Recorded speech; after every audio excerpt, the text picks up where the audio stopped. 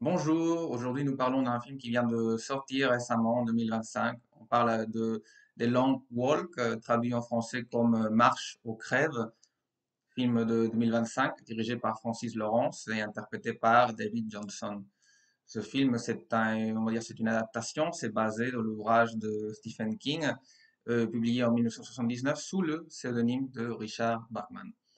Qu'est-ce qu'il nous raconte ce film? Bah, ce film nous raconte dans une espèce de États-Unis alternative après la guerre du Vietnam, pour l'esthétique on pourrait dire, il y a une grande crise économique et l'État tous les ans fait une espèce de course où 50 personnes qui se sont inscrites volontairement doivent marcher de façon, on va dire, façon continue pendant jusqu'à qu'à la fin, bah, il en reste qu'un. Ça veut dire que si quelqu'un il veut essayer d'arrêter la marche ou il arrête pendant un certain temps, bah, ils sont entourés par des militaires et les militaires les éliminent. Ça veut dire que c'est une épreuve mortelle. Ça veut dire que des 50 personnes qui vont se présenter, il y en a qu'une qui va réussir à survivre, non? Et à la fin, la personne qui survit, bah, il gagne une grande somme d'argent et aussi peut avoir ses désirs accomplis, non? Ça veut dire s'il a besoin de quelque chose, s'il veut quelque chose, peut l'expresser et le majeur, c'est une espèce de dictateur qui a dans ce pays alternatif, dans cette version alternative des États-Unis, bah, lui dira que oui à son désir, à part l'argent qu'il a gagné, non?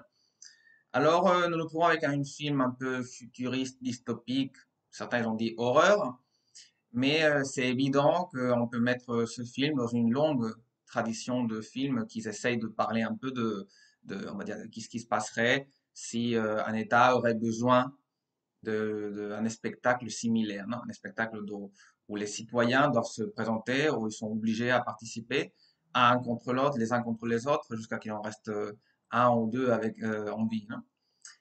Et bah, bien sûr, il y a des éléments qu'on peut trouver récemment, par exemple, des Hunger Games, non? Même il y a quelques versions du film, quelques épisodes de cette série de films a été dirigé par le même directeur, non? Par Francis Lawrence. N'empêche qu'on peut retrouver aussi ça, et ça a été un peu, on va dire, il y a une polémique de qui c'est qui avait commencé à établir un peu cette prémisse, hein, cette histoire d'abord, non? Alors nous trouvons aussi l'exemple en Battle Royale, non? Et on peut continuer cette tradition jusqu'à, par exemple, The Running Man avec Arnold Schwarzenegger. On peut trouver ça aussi avec Rollerball avec James Caan.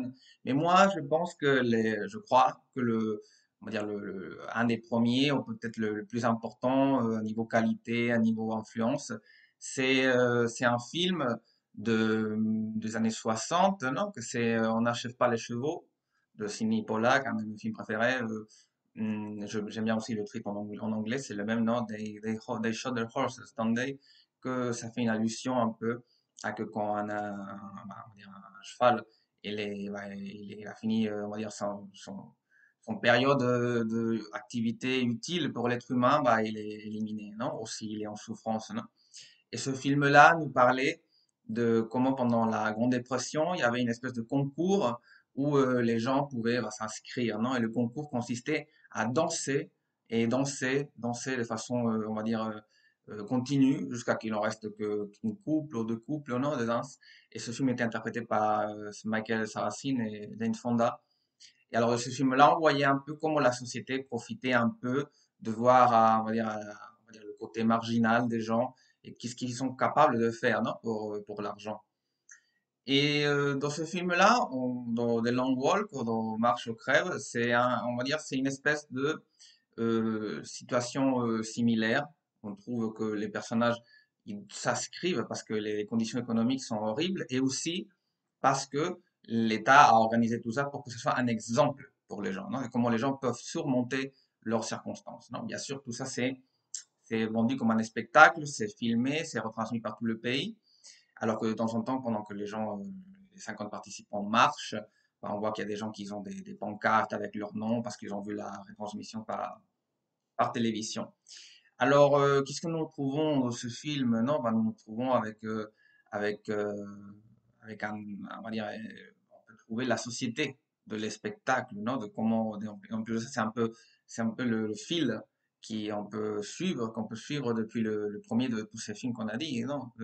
Depuis On achète bien les chevaux jusqu'à The Hunger Games, Battle Royale, peut-être en Battle Royale un peu moins, mais on peut dire que c'est la société de l'espectacle, non? Ça veut dire de comment on essaye de nier la vraie vie dans la télévision, dans les spectacles, et que à la fin, les vrais problèmes, les problèmes de la société, on va dire par exemple s'il y a une crise économique, ce n'est pas, on va dire montré avec ce concours, non, mais ce concours essaie de être un exemple, de que on va dire, les concurrents de ce concours soient un exemple pour la société qu'ils regardent, non, et pouvoir surmonter cette crise économique.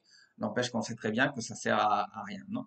Alors, c'est peut-être pas aussi le réjoui des gens qu'on pouvait trouver dans le film de Sidney Pollack des années 60, mais c'est vrai qu'on voit que c'est évident, non, qu'il y a une soumission constante qui fait, on va dire, il montre que la liberté des concurrents, parce que s'inscrivent volontairement, n'est pas telle, n'est pas une liberté parce qu'ils sont vraiment forcés. Il y a une détermination, non?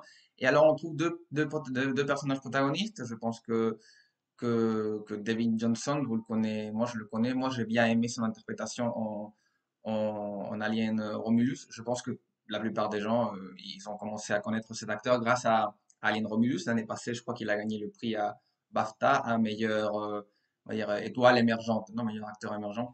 Et mérité, mérité. Ici, on voit encore une espèce de, on va dire, développement de personnage parce que entre les deux protagonistes, bah, il se développe une amitié qu'on sait que c'est quelque chose que ça va pas bien finir, donc ça va pas être si idyllique, parce que comme on sait, le film commence avec 50 personnes et il peut survivre qu'une personne.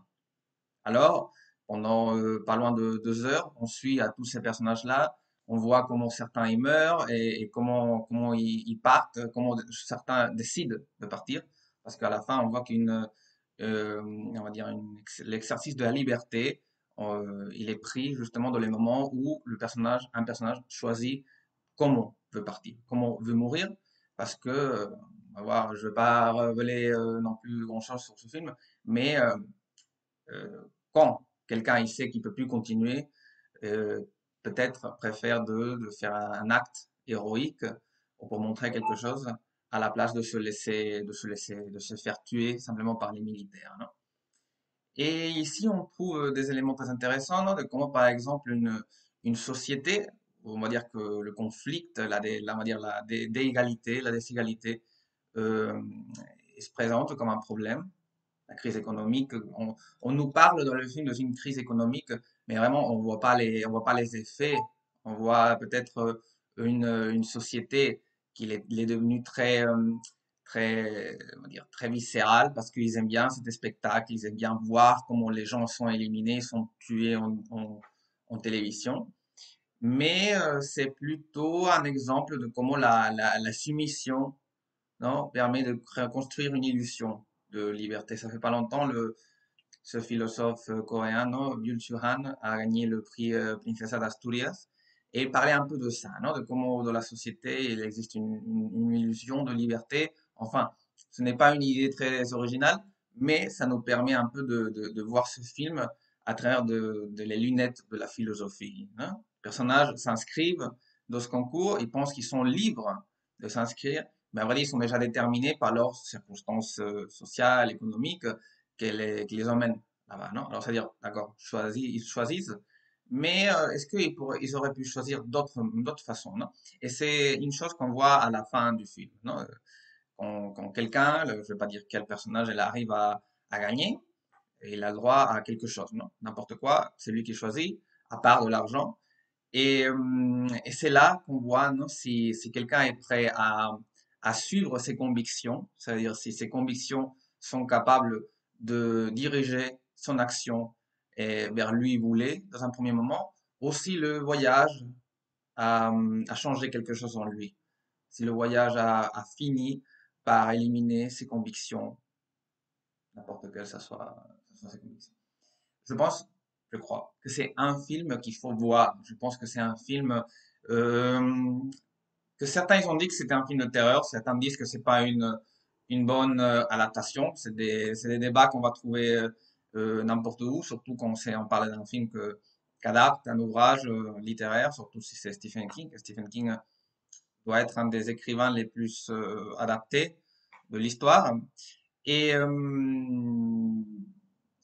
lui, il a raconté, ça fait pas longtemps que lui, il était d'accord, on va dire, il était content avec le résultat du film, non? Parce qu'il racontait que le seul détail qu'il avait demandé pour faire ce film, c'est qu'on voie les morts, non? C'est-à-dire, on voit comment il tue les personnages, parce que c'est des jeunes, c'est des jeunes. Et des fois, c'est choquant de les voir mourir, non? C'est un film qui a pas, offre pas de concession, non? C'est un film dur parce qu'on voit les choses et ce n'est pas, on va dire, ce n'est pas caché. Ce n'est pas caché, c'est la cruauté d'un monde qu'il est devenu comme ça, où la vie est niée, où le spectacle est devenu la seule façon de construire un exemple pour les autres, non? De pousser les gens vers le futur. Et c'est triste, mais c'est aussi un peu qu'est-ce qu'on se retrouve aujourd'hui, non? Par exemple, dans les concours de télévision où on voit deux personnes qui essayent de lutter pour certains sommes d'argent. C'est un peu la même chose, simplement que c'est bien sûr, c'est plus raffiné, pacifié, non? Mais institutionnalisé, on pourrait dire, non? C'est l'institution qu'il a fait avec toute sa bureaucratie. Il a réussi à transformer le conflit, non? Le conflit et le réduire à une lutte, à une compétition, non? Et dans le film, on voit bien que un des effets de la compétition, ça serait de que on va dire les personnages développent une haine entre eux, non? Moi, je veux gagner, bah toi, tu m'empêches de gagner, alors enfin, je te donne un coup de pied, non? Bah ça, c'est justement le film essaye de travailler sur ça, essaie de travailler aussi sur est-ce que on peut devenir amis dans un entourage, on va dire, déterminé par le conflit et la compétition.